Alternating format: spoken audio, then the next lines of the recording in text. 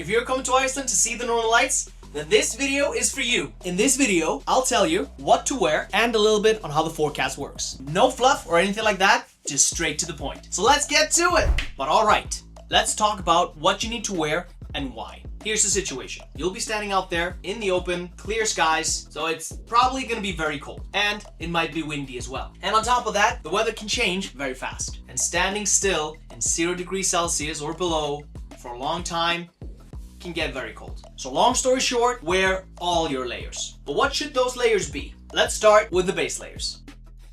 Now, thermal underwear is a must during winter time. I like merino wool, but synthetic material is just fine. But merino wool is best in my opinion. Just no cotton. If it gets wet, it's not gonna keep you warm. And if you don't own them and you don't wanna buy them, then maybe a thick t-shirt or some sort of light breathable pants are a decent alternative. But ideally, thermal underwear. A good pair of socks is also super important. And again, merino wool is my go-to.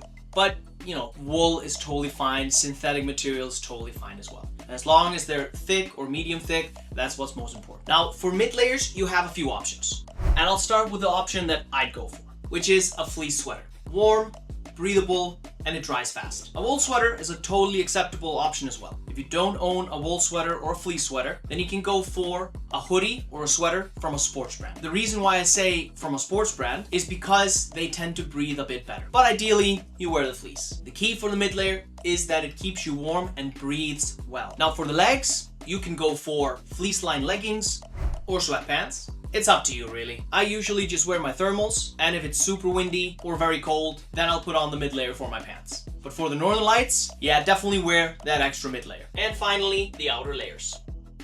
But before we get into it, just to let you know, you can rent all the outdoor gear that you need for Iceland right here with us at IcelandCover. If you don't know what to wear or you don't own it, then save the money and space in the bag and rent what you need in Iceland. Use the discount code Northern Lights for 10% off at IcelandCover.com. My go-to is the winter parka. It's warm, windproof, and highly water resistant. Our parkas are made for extreme conditions, so they'll definitely keep you warm. And you also want to be wearing outdoor pants. The point is to trap in the heat, but also breathe a little bit. Ski pants are a good option for the Northern Lights. However, they just take up a lot of space in the bag. I would rather wear my thermals, sweatpants, and then outdoor pants, since there's a little bit more versatility in that. Because once you start walking in the ski pants, yeah, you're gonna start sweating.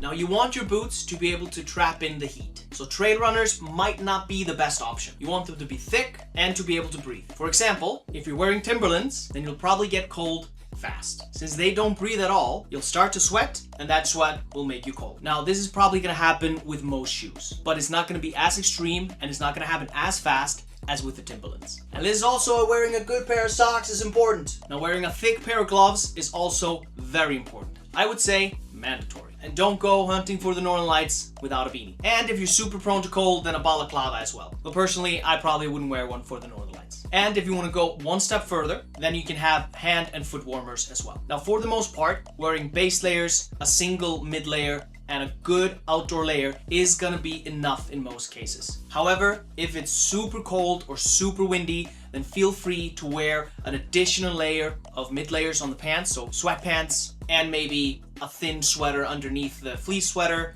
or something on top of the fleece. The main reason why this is okay is because you're gonna be standing still for so long. And here is a list of some other items you can bring.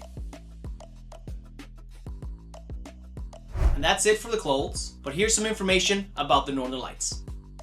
Now, before I dive into the Northern Lights, you need to know that the Northern Lights are never guaranteed. Even though the chances might seem high, there is no forecast that's gonna tell you that you're 100% gonna see them. But there are two things you need in order to kinda sorta estimate it. The first one is the KP index. The KP index is a score from 0 to 9 that tells you how strong the Earth's magnetic field is being shaken by the energy from the sun. Think of it like the Northern Lights power meter. The higher the number, the more places can see them and the more intense they'll be. So you want that number to be as high as possible. So if it's a 1 or a 2, it's gonna be like a very faint white streak in the sky. You're probably barely gonna be able to see it with your eyes, and you'll just see them through the camera. It honestly can be quite disappointing. Now, a 3 and a 4 is where it starts to get good. And I would say, if you're a visitor in Iceland and it's a 3 and a 4, it's mandatory to go out and try your best to see them. And I mean, anything above a 5 is fantastic. And in my experience, September is the best month to see them intensely. And this is just based on my own experience, but it really feels like in September, we have a lot of nights where it's like a 5 and above. You'll have to stay up longer, but the reward is greater. While in November and onwards, you might be able to see them like 6, 7, 8 p.m. But the main times is usually 9 p.m. till 2 a.m.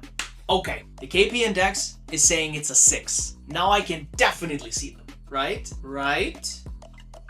Maybe not. You'll need the second thing going for you as well, which is the cloud coverage. You need to be able to see the sky after all. Pages like Aurora Forecast or Veður.is, I'll link to those in the description down below. They will show you both the KP index and the cloud coverage. So in Veður.is, for example, green means it's cloudy and white means it's clear skies. So you want to see a high KPI and a white map. So when you have those two things, bam, you can see the Northern Lights. Now, all of this is a lot to think about. So unless you have a car and you want to go hunting for the Northern Lights yourself, maybe the best option is to take a tour with professionals that know what they're hunting for. I'll link to a small group experience in the description. But if you want to go alone, make sure to get away from the lights. I would say about 30 minutes from the city is just fine. And please, please, please don't park half on, half off the road. It's very dangerous and other drivers might not be able to see you. Find somewhere off to the side to park. And be careful of icy roads, black ice, and poor visibility in the night. Here are a few places I recommend.